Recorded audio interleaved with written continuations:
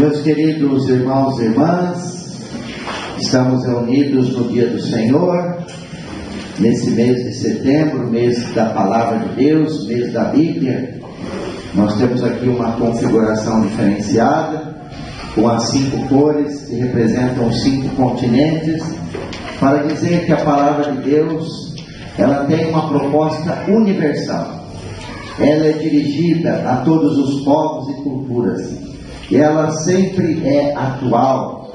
Ela pode orientar bem a nossa vida, as nossas escolhas. Então queremos acolher essa palavra de Deus nesse mês da Bíblia e pedir que de fato essa palavra chegue a todos os povos e culturas, para que as pessoas, ouvindo esta palavra, possam se deixar transformar por esta palavra. O profeta Isaías diz assim, que a palavra de Deus é como a chuva que cai e que não volta para o céu sem antes fecundar a terra, sem antes cumprir o seu papel. Assim é a palavra de Deus. Quando ela é dirigida a nós, ela não volta para Deus antes de produzir os frutos desejados por Deus em nossa vida. Então a palavra de Deus, não qualquer palavra, a palavra de Deus tem força para transformar a nossa vida e a nossa história, né? É uma palavra firme, forte, e nós precisamos da assistência do Espírito Santo para entender e, acima de tudo, para praticar essa palavra. E queremos agradecer a Deus a palavra que hoje nos foi dirigida. E vejam que é uma palavra conhecida, mas difícil de ser praticada. Então o primeiro ato nosso deve ser um ato de humildade. Como é difícil viver essa proposta de Jesus para nós hoje. Vamos começar pela segunda leitura. Tiago diz que a fé sem obras é morta. Nós já ouvimos isso muitas vezes, inúmeras vezes, repetimos isso. A fé sem obras é morta, né? Então o que Tiago quer dizer? Que o bem que nós fazemos, a boa obra que nós fazemos, ela é feita a partir de nossa fé em Jesus Cristo. Na origem da boa obra está a fé em Jesus. É o fundamento, é a motivação. Se a gente perde essa motivação, dificilmente a gente vai perseverar na boa obra. Então, a boa obra, as obras, elas expressam a nossa fé. Expressam a nossa fé. Por isso, Tiago diz que nós devemos aproximar fé e obras. Aproximar não, conectar. Porque as duas estão intrinsecamente, vamos dizer assim, unidas. Então eu não posso separar fé e obras, fé e vida. Tem gente que diz assim, não, basta fazer o bem, deixa a fé de lado. Outros ficam muito na fé, mas não praticam aquilo que acreditam. Então são dois extremos. Nós corremos o risco de ficar no ativismo, só fazendo, só nas obras, ou ficar no espiritualismo vazio, formal, né? Só na oração, sem transformar essa oração em obras. Então aqui nós temos uma proposta de equilíbrio. A boa obra é feita pela fé, como exigência de nossa fé, né? Então nós vamos pedir a Deus a graça de vivermos essa palavra. Não é fácil, né? Às vezes a gente acentua demais a fé, mais a dimensão pessoal, intimista, outras vezes mais a dimensão social das obras. O ideal é integrar, porque uma é a fé que fundamenta as boas obras, né? E as boas obras, como diz Tiago na segunda leitura, sobretudo em relação aos mais necessitados, né? Estar atento às necessidades dos outros irmãos, né? Não só a palavra, mas também a boa obra que aquela pessoa necessita para sobreviver e para superar aquela situação difícil. Bom, a primeira leitura, Isaías diz, né, fala do servo sofredor, de alguém que sofre muito, mas que não deixa o ânimo se abater, porque chama Deus de meu auxiliador. Vejam que interessante, um outro adjetivo aí para Deus, auxiliador, né? E nós temos também Nossa Senhora Auxiliadora. E nós na liturgia dizemos assim, o nosso auxílio está no nome do Senhor. É de Deus que vem o nosso auxílio, a nossa força. O auxílio significa aquela assistência, aquilo que nos é necessário, isso vem de Deus. Então, nosso auxílio, que está no nome do Senhor, vem de Deus. E por isso o profeta diz: não obstante as dores, o sofrimento, quando nós temos Deus como auxiliador, como diz o Salmo, como companheiro de caminhada, né? Nós cantamos no Salmo: andarei na presença de Deus. Então, quando nós temos Deus como companheiro de caminhada, como auxiliador, nós temos as condições para não deixar que nada possa abater o nosso ânimo. Diz o profeta: não me deixei abater o ânimo. Uma pessoa de ânimo abatido é uma pessoa sem esperança, sem motivação. Ânimo vem de alma, é perder a alma, é perder o entusiasmo pela vida. Então não podemos deixar que nada abate em nós o ânimo. Porque se a gente perder o ânimo, a alegria de viver, aí tudo fica muito mais difícil. E a tristeza, o desânimo não combina com o cristianismo. Não tem nada a ver com o cristianismo, né? Jesus veio para que tenhamos vida em abundância, com qualidade, com alegria, com dignidade. Então, vamos pedir que nada possa abater o nosso ânimo, seja qual for a situação pela qual passamos. E aqui dá para a gente fazer um link, né, com a festa da próxima terça-feira. Terça-feira nós vamos celebrar Nossa Senhora das Dores, a mãe das dores, a Pietà. Só lembrar da Pietà de Michelangelo, ou da Nossa Senhora das Dores, é a mesma. Terça-feira, Nossa Senhora das Dores, é a mãe que sofre e é a mãe que carrega também as nossas dores, as dores de seus filhos e filhas. E Maria, mesmo naquele momento mais dramático da morte de Jesus, Maria não deixou que nada abatesse o seu ânimo. Estava lá Maria em pé, sofrendo, machucada, ferida, mas em pé. É isso mais ou menos que diz a primeira leitura. Apesar das dores, das dificuldades, para quem tem fé, para quem tem Deus como auxiliador, dá para ficar em pé sim, né?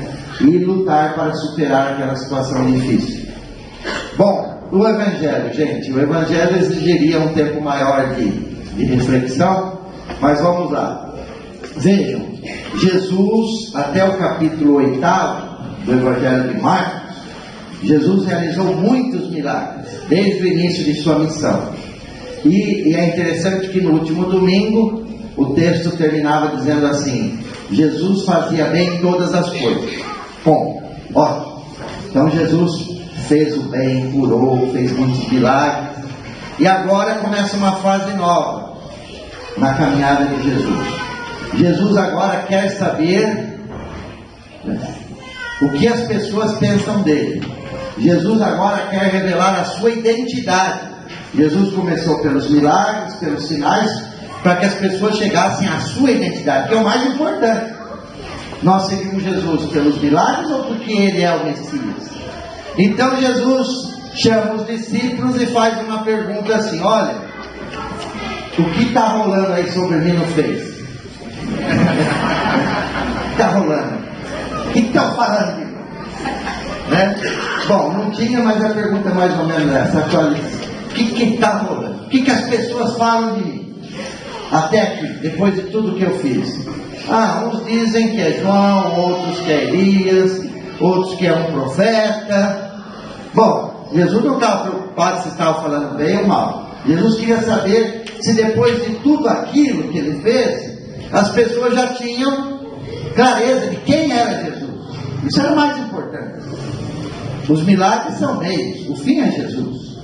Então, aí Jesus falou: e para vocês, quem sou eu? Aí já muda. A pergunta já foi direta. Se Jesus chegasse aqui e perguntasse o que dizem de mim, a gente responderia. Mas se ele olhasse para os nossos olhos e perguntasse: quem sou eu para você?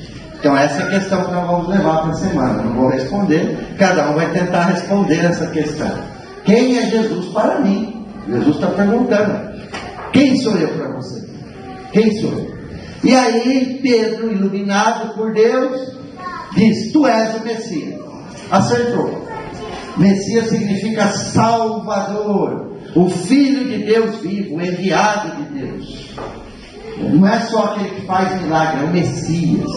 Pedro identificou quem era Jesus, falou em nome do grupo, acertou, e Jesus pegou e... Pois não, Fabiano?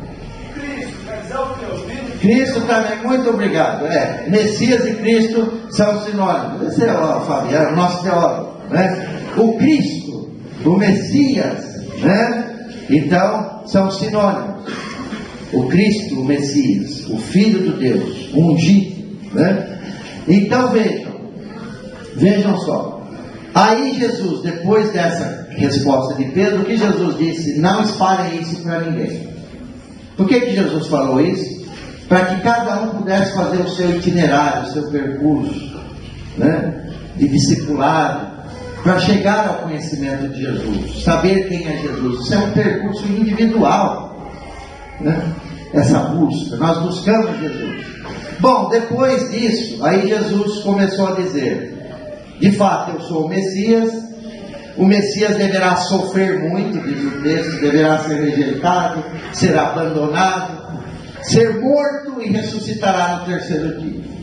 Bom, aí a coisa mudou. Aí a cabeça de Pedro rodou e de todo mundo. Porque na época se esperava um Messias poderoso, forte. Essa era a mentalidade da época. O Messias chegaria com poder, com força, e em nome de Deus libertaria Israel, os judeus, do domínio dos estrangeiros, no caso ali dos romanos. E aí, se essa era a mentalidade, aí Jesus veio falar de sofrer muito, de morrer, de ser rejeitado, Pedro não entendeu, nem os discípulos. Então tiveram que fazer um esforço tremendo para mudar a maneira de pensar.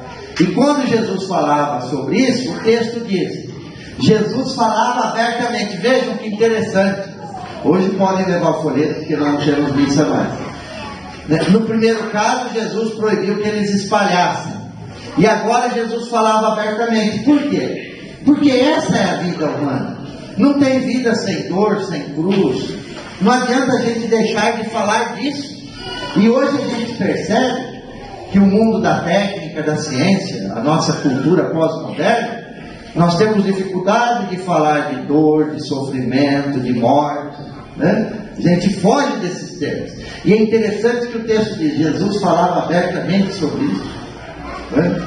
Essa é a condição humana. E se a gente não enfrenta esses temas, na primeira dificuldade, na primeira cruz, a gente desaba. E qualquer um desaba. Ficamos frágeis. E aí Pedro disse, não, nós não vamos permitir que isso te aconteça. O Messias não pode sofrer, tem que ser forte, tem que ser poderoso. E aí então, Pedro não entendeu que o poder de Jesus é o serviço, é a doação, é o amor, é a misericórdia. E aí primeiro Pedro repreende Jesus, depois Pedro é repreendido por Jesus. Jesus diz, afasta-te de mim, Satanás. Você não está pensando como Deus, mas como os homens. Aqui tem um outro dado interessante. Alguém pode pensar, quer dizer então que o demônio entrou no corpo de Pedro? Nada disso. Deixa o demônio quieto, porque ele não dá trabalho para ninguém. Deixa quieto. O que Jesus, aqui tem a definição. O que é Satanás? Aquele que não pensa como Deus. Quantas vezes nós pensamos só a partir dos nossos interesses? Aí está Satanás agindo, né? Esse é difícil de expulsar. A tendência que nós temos de pensar a partir dos nossos critérios, da nossa cabeça, tantas vezes fechada, né? Aí está Satanás, o inimigo de Deus. Você não está pensando como Deus, mas com seus interesses, com seus critérios, com seus esquemas. Satanás é o inimigo de Deus. Então nós precisamos começar a pensar na lógica de Deus, não na lógica que está por aí. Senão qual a diferença de ser cristão? E aí Jesus continua. Quem quiser me seguir, tome a sua cruz e me siga. Quem quiser perder a sua vida vai salvar. Quem quiser salvar vai perder. E amanhã nós temos a festa da exaltação da Santa Cruz. Ou seja, dia 14, exaltação da cruz, dia 15, Nosso Senhor das Dores. Porque a cruz é um meio, é um instrumento de salvação. Depois da cruz vem a vitória. Jesus não está propondo uma vida de sofrimento, mas Ele está dizendo que a cruz faz parte da vida, é a pura verdade, né? Então, por isso nós exaltamos a cruz como sinal, como símbolo, como instrumento de salvação. Fugir da cruz é fugir da salvação. Fugir da cruz é fugir dessa proposta que Jesus vem trazer de serviço, de amor, de doação. Tem gente que quer tirar a cruz de Cristo. Não dá para tirar a cruz de Cristo. Tem gente que só quer o Cristo glorioso, que faz milagres. Mas e o Cristo crucificado? É o mesmo. Não dá para tirar a cruz de Cristo, não dá para tirar a cruz da existência humana. Infelizmente, essa é a verdade. Ou a gente assume isso, ou a gente vai passar a vida toda sofrendo. E a gente vai reduzindo a nossa fé. E aí, para terminar, né? Já falei muito, falei que o texto hoje era bem, né? Estou sendo bem objetivo. Então, a partir daqui, então, desse fato, Jesus começa agora a revelar a sua identidade, esse projeto, esse caminhar para a cruz e para a salvação. Então, o que eu queria dizer é o seguinte: Pedro, na primeira resposta, ele ganhou 10, não ganhou? Eu sempre falo, você deve estar cansado de ali, mas tem que fazer o quê? E depois, na segunda, levou um 0, uma bronca danada, não só um 0, né? E aí eu brinquei com as crianças hoje: 10 e 5, ficou com a média 10 e 0, ficou com a média 5. Tá bom, passou. Suficiente para passar, não é? Nós estamos que nem Pedro, às vezes levamos um 10, um 0 e a gente vai rodando ali entre os 5, né? Mas, contudo, entretanto, Pedro com o tempo foi amadurecendo e não queria ficar com esse 0, e ao término de sua vida ele aceitou a cruz a ponto de também ser crucificado. Impressionante isso. Aquele mesmo Pedro que levou um 0 na questão da cruz, depois dá a vida como Cristo, né? Vejam como a gente vai melhorando a nossa nota. Isso é a vida cristã. Ficar só com 5 é muito pouco, né? Se dá para chegar nos 8, 9 é melhor.